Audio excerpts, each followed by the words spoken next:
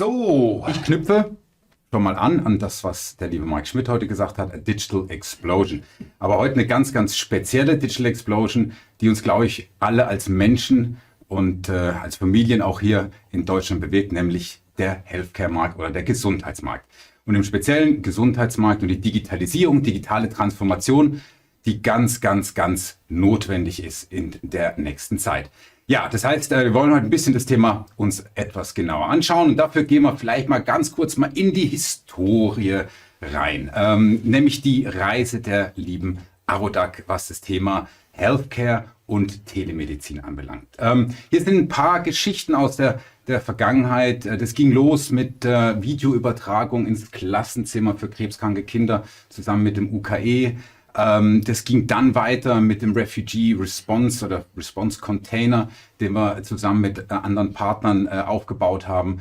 Daraus hat sich dann wiederum die Videoklinik entwickelt. Die Videoklinik, eine tolle Lösung, mit der wir dann auch in den letzten Jahren gerade im Justizbereich, also im Gefängnisbereich im Süden Deutschlands sehr erfolgreich waren. Ja, und dann kam die Pandemie.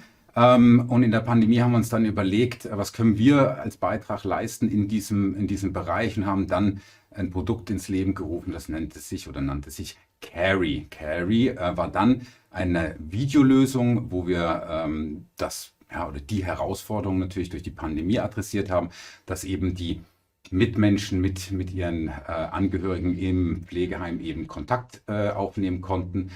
Ja, und das war so ein bisschen die Vergangenheit. Hier unten sehen wir dann noch ein Bildchen, dass wir auch im Klinikumfeld in den Teleneurologiewagen quasi mit dabei sind. Und das sind alles so kleine Lösungen, die wir als Beitrag eben in der Digitalisierung des Healthcare-Marktes beisteuern. Ja, was kommt als nächstes? What's next? Und da freuen wir uns sehr, sehr drauf. Wir hatten uns erhofft, dass wir heute vielleicht sogar ein ganz offizielles Announcement dazu machen können. Aber aus Carry wird Carry Medical. Und Carry Medical wird ein vom TÜV zertifizierter Telemedizin-Service sein. Der TÜV wartet gerade noch auf einen Termin mit der Zulassungsstelle. Und dann denke ich, im Laufe des Julis werden wir da auch ready to go sein und sind da schon fleißig in der Vorbereitung, was den Go-to-Market anbelangt. Und das wird dann quasi der nächste Schritt sein. Aber das ist ja jetzt sehr technologisch, sehr lösungsorientiert und ich glaube, das ganze Thema Digitalisierung im Healthcare-Markt ist natürlich ein viel, viel größeres Thema. Und dazu habe ich mir zwei Freunde, zwei Kollegen mit eingeladen und die stelle ich ganz kurz vor und dann übergebe ich einfach mal, weil die Kollegen kennen das Thema noch viel, viel besser als ich. Zum einen der liebe Michael Ganser, der schon da steht. Michael, schön, dass du da bist heute, auch mit den Schwierigkeiten in der Anreise, die ja viele hatten. Michael ist Executive Chairman der OTH und als zweiten Gast, und jetzt würde ich einfach dann gleich nochmal übergeben, beziehungsweise er kommt gleich dazu, das ist der Henrik Ibsen und der Henrik ist der CEO der OTH. Und damit, Michael, let's talk about Healthcare. Super, danke. Danke, Robert. Tolle Innovation, die Arodak über die Jahre getrieben hat, rund um Video und das Angebot, was er jetzt bringt, ist herausragend. Mich hat vor ein paar Tagen ein alter gemeinsamer Bekannter angesprochen, als ihr damals Telepräsenz, also Video in dieser tollen Qualität in den deutschen Markt gebracht hat, hatten wir damals vor ungefähr 12 bis 15 Jahren den Gesundheitsmarkt als Prototyp vorgestellt. Und zu sehen, dass wir jetzt in Mainstream reinkommen, ist natürlich was. Jetzt würde ich sagen, wir haben heute keine 12, 15 Jahre mehr Zeit, um Innovationen abzugreifen, sondern wir sagen immer so, the time is now. Die Zeit ist jetzt, um die Digitalisierung im Gesundheitswesen weiter zu beschleunigen. Das wollen wir ein bisschen angehen. Also hier haben wir ein Bild mitgebracht von einem Menschen, den Sie bestimmt alle gut kennen, unserem Gesundheitsminister, der versucht, viele Dinge gleichzeitig zu lösen und seine Aussage ist ja, wenn man ihn heute zur Digitalisierung befragt, relativ klar und sagt, in Deutschland hat man eigentlich nie wirklich definiert, zu sagen, wo sind wir heute, wo wollen wir eigentlich hin und was wollen wir erreichen, wenn wir wohin wollen. Und auf der anderen Seite ist seine Sicht auf, was Digitalisierung in diesem Gesundheitswesen bringt, nicht einfach, dass wir sagen, wir haben jetzt nur Daten und die sind irgendwo, sondern es geht darum, dass wir Medizin in einer neuen Art und Weise umsetzen können und implementieren können. Und darum geht es meiner Meinung nach wirklich in dieser digitalen Transformation, dass wir diese Daten, die heute da sind, mit all dieser Innovation, die entsteht rund um Devices, dass wir die aufgreifen können und besser einsetzen können für viele Dinge, die wir machen. Wenn wir heute kurz über ich komme mal gerade zu dir, Henrik, wenn wir heute kurz mal über diese Herausforderungen schauen, die in dem Gesundheitswesen drin sind, die sind mannigfaltig und das wissen viele von Ihnen viel besser wie ich. Aber wir haben auf der einen Seite, wenn wir unseren westeuropäischen Markt verlassen und gehen nach Afrika oder in andere Bereiche der Welt, dann haben wir noch Hunderte von Millionen von Menschen, die überhaupt nicht Teil von diesem Gesundheitswesen sind, die aber zum Teil über ein Mobilfunkgerät verfügen, über ein Handy verfügen, was wir, und wir geben gleich ein Beispiel, heute natürlich einsetzen können zur verbesserten Gesundheitsversorgung. Und auf der anderen Seite, und das spüren wir heute, die permanent steigenden Kosten im Gesundheitswesen, Krankenversicherungen werden teurer, wir haben eine älter werdende Gesellschaft in vielen westlichen Ländern und wir haben, und das müssen wir uns, glaube ich, auch alle eingestehen, mit all diesen Leuchttürmen, die es schon gibt im Gesundheitswesen, grundsätzlich aber eher eine langsamere Beschleunigung der Digitalisierung, die keine Frage die letzten 2 Jahre durch die Pandemie geboostet wurde, aber immer noch viel Potenzial hat, um sich zu beschleunigen. Und ein Wert, der mich bewegt und sicherlich viele von Ihnen auch, das ist eine Studie von Ernst & Young, die heute sagt, in diesem Gesundheitswesen sind 20-40% der Kosten, die anfallen, heute unnötig, wasted, durch Prozesse, die nicht zusammenkommen, durch Daten, die in Silos sind, durch Menschen, die, wenn sie einen OP-Termin haben, nicht vorbereitet sind und durch viele, viele Dinge, die wir heute über Technologie eigentlich abfangen können, aber aus verschiedenen Gründen es nicht tun. Dann gibt es ja auch viele, die sagen, wir haben heute gar kein Gesundheitssystem, sondern provokativ dann häufig reflektieren und sagen, wir haben ein Krankheitssystem. Das heißt, erst wenn ich krank werde, gehe ich irgendwo hin und man versucht mir zu helfen. Aber diesen ganzen Fokus, den wir heute eigentlich schon im produzierenden Gewerbe haben, auf Prävention zu verhindern, dass Dinge passieren oder auch die Vorhersagbarkeit von Events, die passieren. Bei Maschinen macht man das heute, aber bei Menschen macht man das viel, viel, viel zu wenig heute. Und dazu, wenn das noch nicht genug Challenge wären, wissen wir alle, die ganze Arbeitskraftsituation in vielen Bereichen ist angespannt, aber sehr, sehr angespannt im Gesundheitswesen. Deutschland heute 30.000 Fachkräfte, die, glaube ich, geschätzt fehlen, aber viel schlimmer der Ausblick auf 2030, auf bis zu 500.000 Fachkräfte, die im Pflegewesen fehlen. Und wo die herkommen sollen, weiß keiner. Und es ist keine Frage, dass wir hier Technologie unbedingt brauchen zur Entlastung des Systems der Pfleger und Pflegerinnen und hier Effizienz durch Automatisierung und bessere Interpretation der Daten erreichen müssen. Und dazu passiert was, und das haben wir in vielen anderen Industrien auch gesehen, wenn grundsätzlich die Digitalisierung, ohne dass einer böse will, aber durch die Komplexität des Systems zu langsam geht, dann kommen neue Spieler in den Markt. Und das sehen wir heute, dass Industrien oder Anbieter, die gar nichts mit dem Gesundheitswesen zu tun haben, zum Beispiel Retailer, Beispiel Best Buy in Amerika, die in der Pandemiephase, in der Impfphase angefangen haben zu impfen, Menschen kamen dahin, man hat geimpft und die sagen heute, gibt es auch nicht ein anderes Leistungsangebot, was ich als Care-Provider machen kann? Gibt es nicht virtuelle Versorgung, die ich anbieten kann? Und man schaut in diesen Markt, das sehen wir auch aus anderen Playern in verschiedenen Industrien. Und in der Industrie, das sehen wir gerade in England, ist ein Partner von uns, als sogenanntes Virtual Ward, also virtuelle Krankenhäuser, die nur digital existieren, aber Ärzte und Krankenschwestern haben und die heute traditionelle öffentliche Anbieter Krankenhäuser unterstützen, gerade rund um die sogenannte Episodical Care, die also vor einer OP und nach einer OP virtuell mit Ärzten und Krankenschwestern Patienten unterstützen und dadurch mit jedem investierten Euro oder Pfund in dem Fall bis zu 3 Pfund im Gesundheitssystem sparen. Und wenn man das alles zusammennimmt, dann sind wir heute an einem Punkt, wo wir sagen, es ist eine kritische Zeit und die nächsten 12, 18 Monate sicherlich in vielen Ländern extrem wichtig, dass wir in eine Aktion kommen und Technologie besser verstehen und nutzen. Entschuldigung, gehen wir in die Richtung. So, über was diskutieren wir grundsätzlich? Und meiner Meinung nach ist das eines, wenn nicht vielleicht die größte Transformation im Gesundheitswesen, dass wir diese Brücke schlagen von der traditionellen Art und Weise. Wie gesagt, ich bin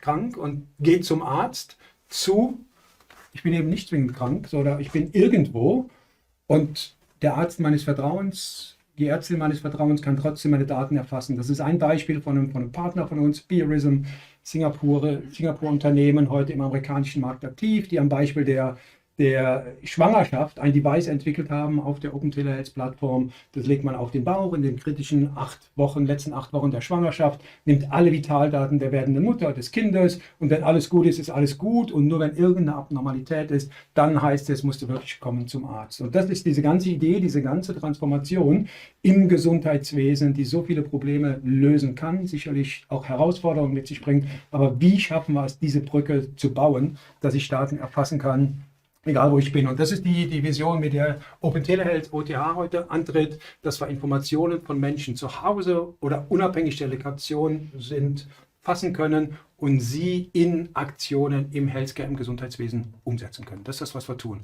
Also diese Brücke zu bauen zwischen physikalischem Betreuung vor Ort und dieser virtuellen Unterstützung, die wir treiben wollen.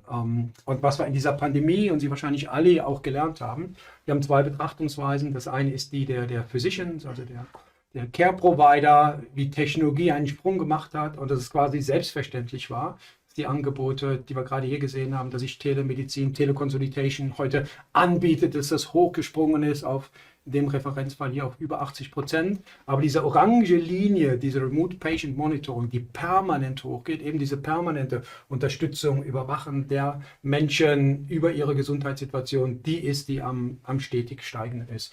Und das Gleiche gilt an für sich umgekehrt, wenn man guckt, wie die Menschen reagieren, die alle durch die Bank sagen, quasi jedes Angebot, was heute da ist, wird händeringend genutzt und unterstützt. Und egal, ob Scheduling ist als erstes, was kommt, Teleconsultation oder eben wirklich diese virtuelle medizinische Unterstützung, die ich bekommen kann, indem ich meine Daten entsprechend anbiete. Also es ist zwingend notwendig, Menschen wollen es, das können wir heute, glaube ich, definitiv sagen. Und damit würde ich gerne Henrik Ibsen, Founder und CEO von der Open Telehealth, ins Spiel bringen, der ganz konkret diese Video-Idee nochmal aufnimmt und wie können wir Video nutzen, um diese Transformation zu beschleunigen. Henrik's going to do that in English, if that's okay for all of us.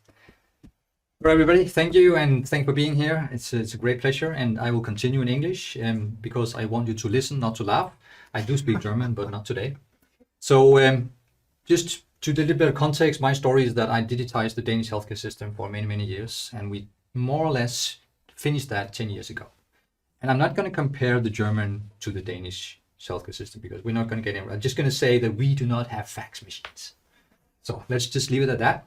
So what we do really is find out how do we switch from a hospital normal inpatient care to care for patients at home, because after digitizing the Danish healthcare system, people still are at home and they still do not get healthcare. So how do we do that? So this is my focus from 12-13 until now. We've been now in production with the system for 9 years, and we had a lot of experiences and learning experiences. So what we basically have found out we need to do is to get data from people in home and turn it into healthcare actions and interventions in the healthcare system. And this sounds very nice and easy. So we take some data and some answers, and we crunch, and then we said flag an alert if something is wrong.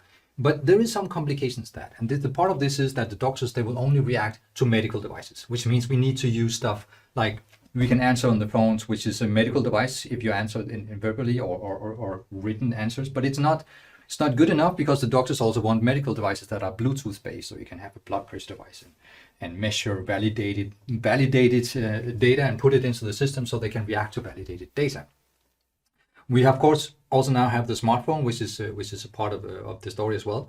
So basically what we want to do is to get validated medical data into a system where we can find out if the patient needs care. And this has a very, very serious impact on the healthcare system, especially when you consider the Abu Dhabi video technology, which is also a medical space technology. So this has a lot of synergy, and I'm here to find out how we can explore that.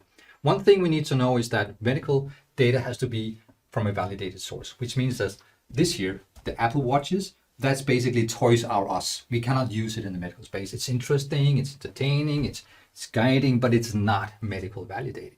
So what we really need to do is to look at the smartphone and say, how do we scale this up? Because this kit can be made for people in home, and we can build the kit together with devices, and we can ship them to the patient, and works well for 2,000, 3,000 patients. But try this in 200,000 patients.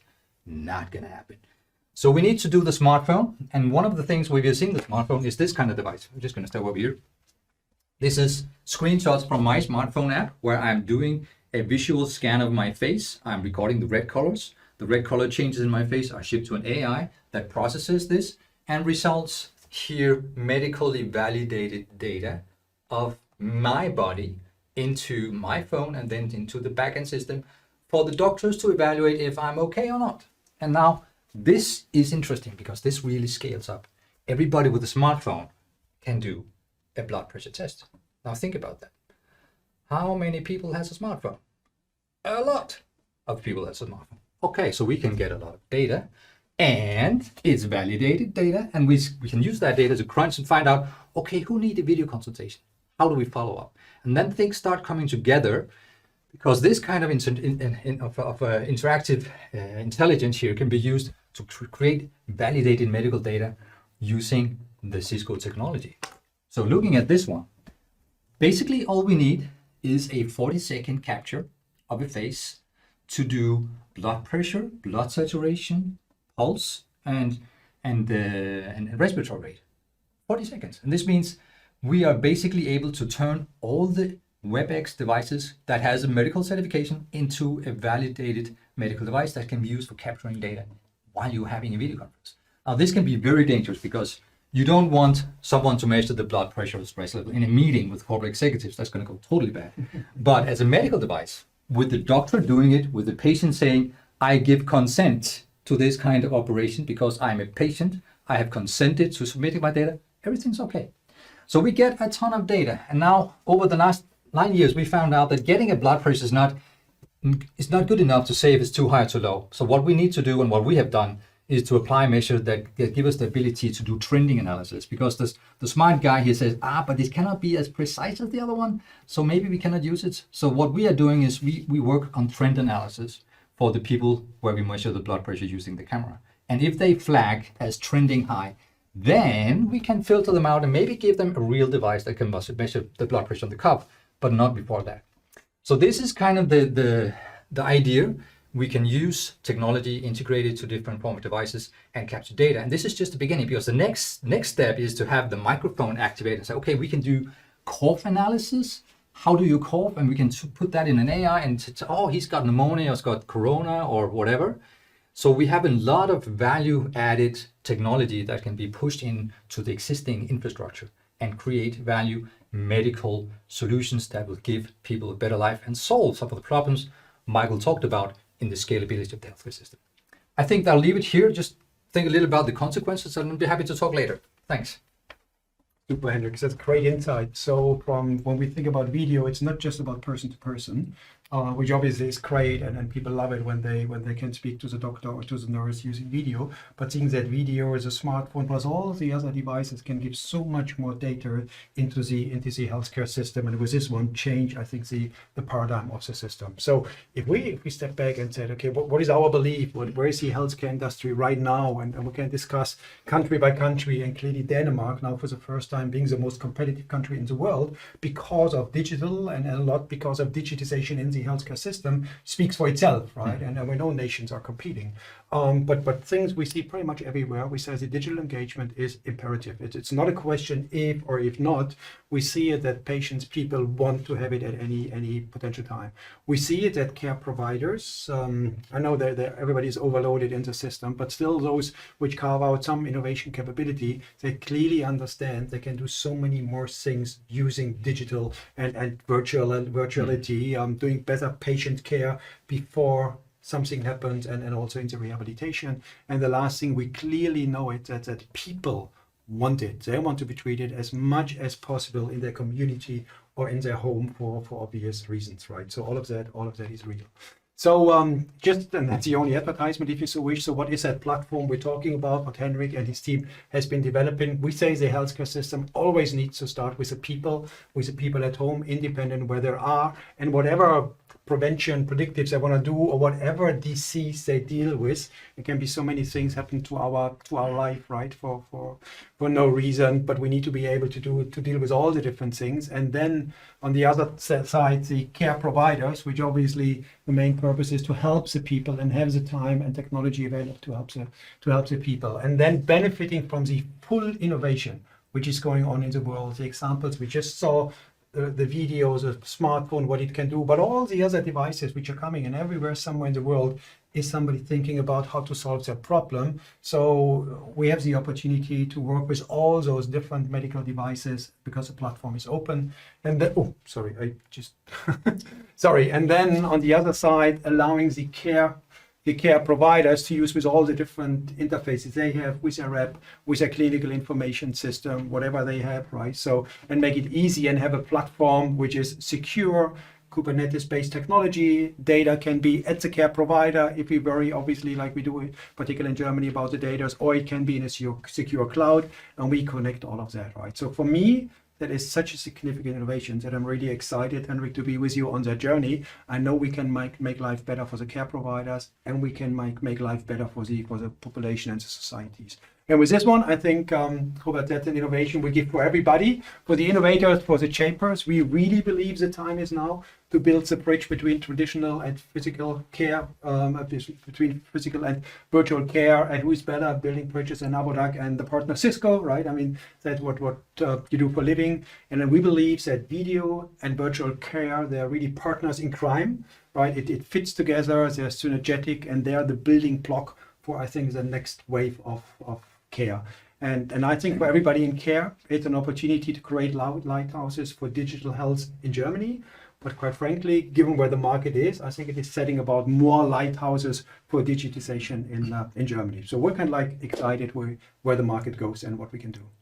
And I mean, I'll just click on one more because and I just put this as a last slide. And I think one of your most beloved sentences. No, it's okay. It's okay. Yeah, we know we need this digital transformation, and I think it's a global issue. It's not just a local issue, a German issue. Now you mentioned England. I said this morning while jogging, I was listening to BBC, and in England as well, they say every fourth doctor will be vacant. The position will be vacant by 2030. The staff is not going to be there. In Germany, we've been speaking a lot about covering rural areas. Mm-hmm. I mean, that's why we have solutions like the Medibus, where Cisco is also involved. So how are we going to cover the whole mass of land? And I truly believe that video for something like that, and you made it very clear, obviously video devices, we like the big video devices, and how do you get them from A to B? So obviously you need to make this accessible, because the last thing that is allowed to happen in this process is that we see a digital criminalization of people that have access to it. Mm-hmm. I think that's a very, very important aspect as well. So no, thank you very much for that. And I'm just looking, we've got about 2 minutes left. And first of all, thanks. You touched base very quickly on the topic of data protection. Mm-hmm. You said, Kubernetes, we can do. So this is obviously, I see you traveling through Europe, you're getting a lot of feedback. So, I mean, is there anything else you're seeing out there in terms of data protection? The other aspect, when you sort of look at last week there was a Hauptstadtkongress, it was the DEMEA this year, finally we got back together, which, by the way, Corona, all these things have shown us that we need these solutions, and now. So, I'm sure something will occur in the next years where we are not prepared yet for. So, and one thing when you're talking to the healthcare guys is always, it's not just obviously the data, but it's also the documentation. Mm-hmm. So, do you have any sort of views on integrating this data into documentation? What's been your sort of experience on it? Well, we do this like we live and breathe. If we do not integrate, we do not exist. So we get data from the medical records, and we use the demographic data about the patients as a starting point for measuring and monitoring, and then we feed the data back into the healthcare system, whatever is needed. So we have these open HL7 FHIR standards, which is standard healthcare interfaces, APIs. We've got that covered years ago. We got the penetration test done regularly. We have all the cloud deployment enabled in virtual private clouds. So we've been there, covered that. I will challenge you to find me a problem I haven't solved at least twice. And that's kind of like where we are, because you summarized it so nicely, right? So I think it's obviously that the industry needs support, right, with solutions like we have. And it's just not a question if, only when and how, right? And people are skeptical on Germany, many, right? When we said we want to bring it now to the German market, people would say, don't do that, it's too complicated. No, we just started like literally a couple of weeks ago, and I shared that with you this morning. We're just overwhelmed with a positive response, right? Where people obviously want to have a lot of clarification, but just the interest and the urgency is huge, right? So, and I think we have an opportunity all together to step in and help. So we've got 2 minutes, but we'll take that question. We've got one question coming in here. How has Denmark overcome the regulatory hurdles in healthcare to drive digitalization in this way? I would say Denmark has not, but I have.